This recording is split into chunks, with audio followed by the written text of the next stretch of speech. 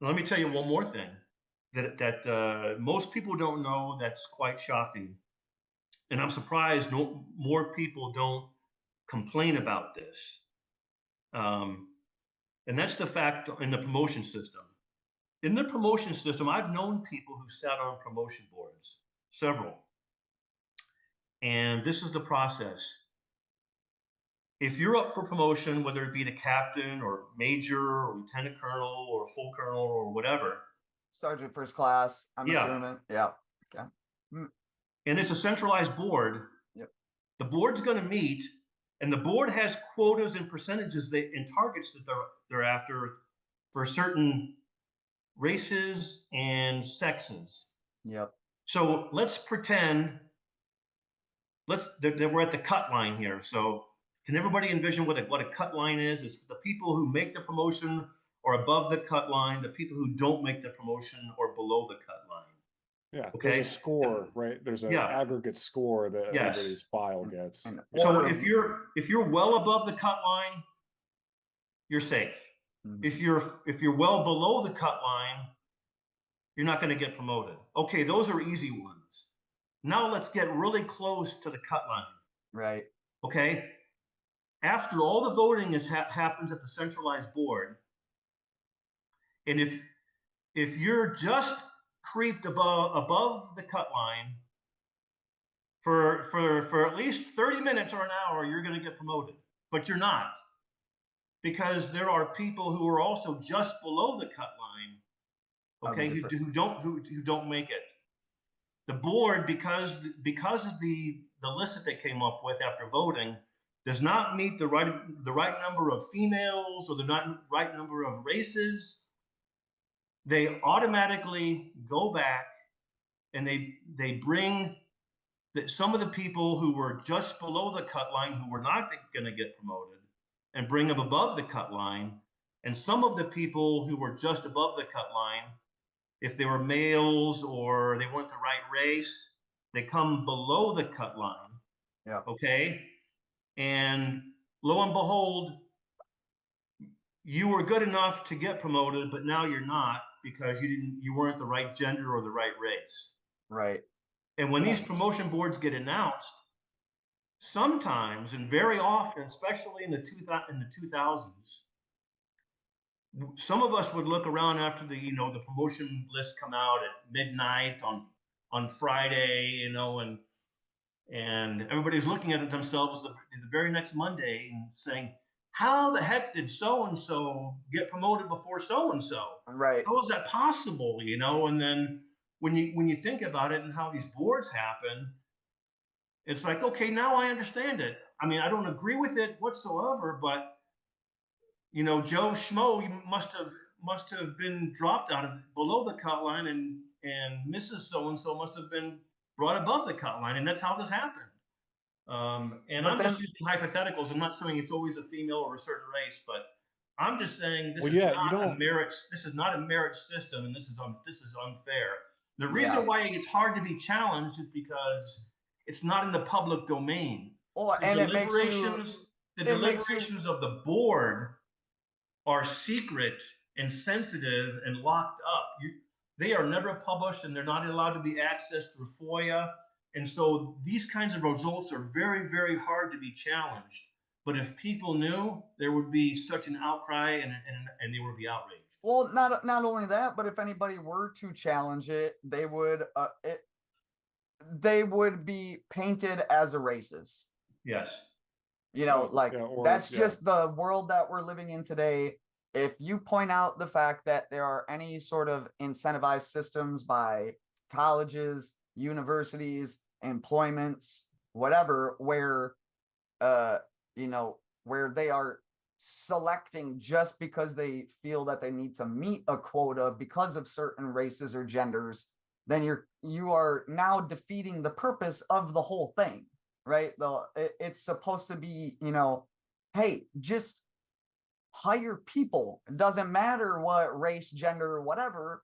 But once you start making these quotas and whatnot, now you're intentionally dropping some races and genders off to select others just because you have to meet your quota. And that's messed up. But So I've heard that this happens, but nobody's ever laid it out explicitly saying, hey, I know people secondhand that have been on the boards, and this is what happens. What we're talking about essentially is just, it's affirmative action, right? So They everybody knows released a what letter affirmative action too. is. They released a Mhm. letter after the end of the centralized board, and I think race and gender are in there, along with, like, they talk about so and or X number out of X number had Yeah, an but that's EID X. supposedly just Yeah, it's demographic just information. stats. It's Yep, just it's supposed just to be supposed to be That's stats, and stats. not. that's somewhat different. That's the demographic results of what actually happened in the end. Right. But Yeah, it's not a not. Right. representation of what happened in the middle of the process. I Right. really, really wish somebody somewhere who got whiff that they've been screwed would file a court case, and it would get to the Supreme Court To for get these a Yeah, military subpoena. well, folks from because what I understand is the Supreme Court not in the middle of considering affirmative action right Oh, now? that they are for the Harvard case. Yeah, so Yeah. I think based on the results of that case, if they determine that that's unconstitutional, then I think that would be a really good opportunity to uh, try and question that practice in the military, because if as you get more senior, everybody ends up, like, a lot of people end up on promotion boards. If you don't end up on one, you're going to have close friends that are. And so if everybody that's senior knows that this is what's going on, and a lot of junior people infer it based on, like you said, Devin, like the results, and, because a lot of our performance is, it's objectified. We have evaluations where they try and make everything objective. So it's really easy to compare between officers, and, like, that system of coming up with an objective score saying, hey, this person's the top 10% of officers that I work with, etc., getting that top block, all those things don't necessarily correspond to the overall quality and capability of an officer or NCO. But nevertheless, we have the scores. And so when people get promoted over people where those things don't line up, it's pretty obvious. And then when that happens, Thomas Sowell is probably like the best source on this topic of the results of affirmative action policies and the social problems that they create. The quintessential example that he uses is with college admissions, where you have very, very bright African American students that nevertheless get mismatched with, like, very elite schools, like, that are at just a level too high. Like, so folks that say score higher than in the top 10% on the SAT, but then they get paired with people that score in the top 1%, and then they don't do as well, because it's more challenging than what the admission requirement was for everybody else. So that mismatch causes people to not do well, whereas they would have done really, really well if that finger wasn't being put on the scale.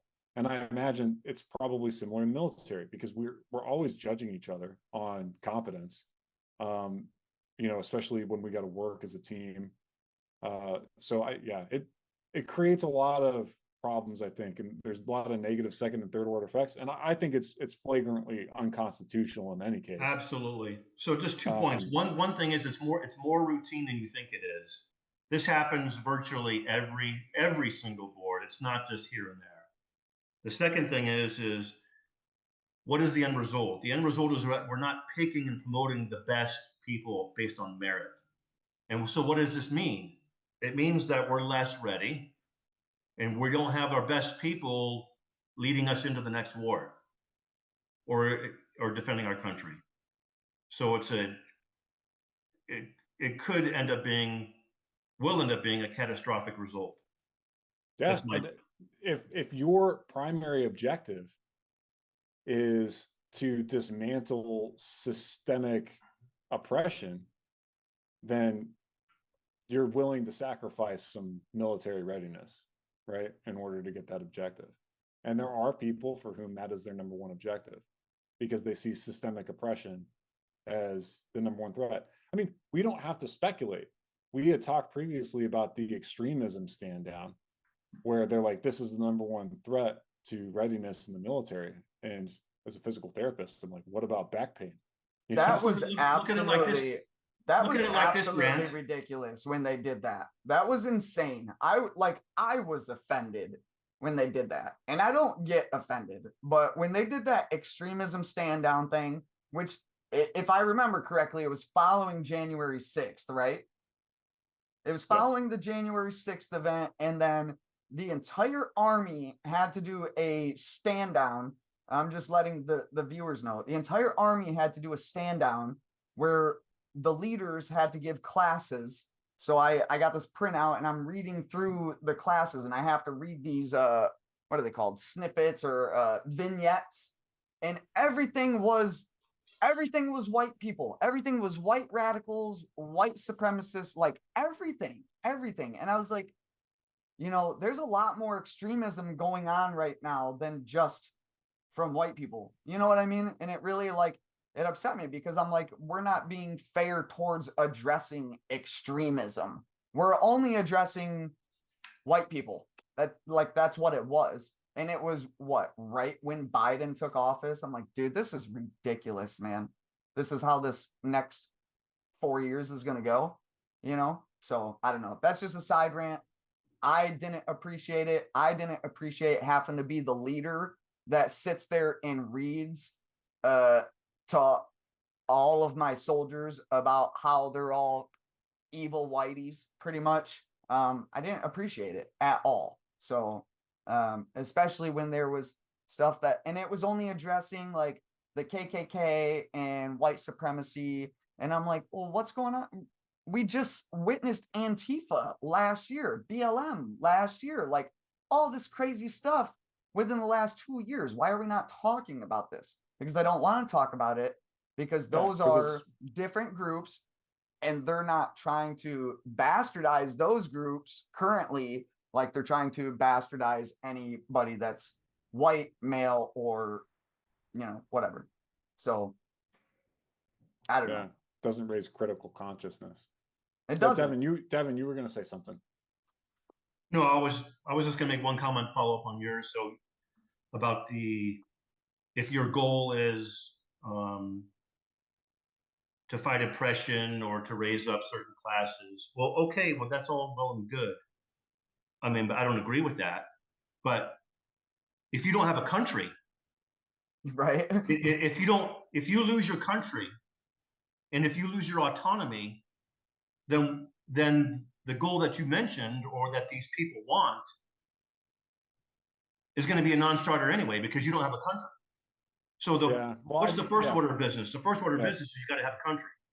Well, I don't think that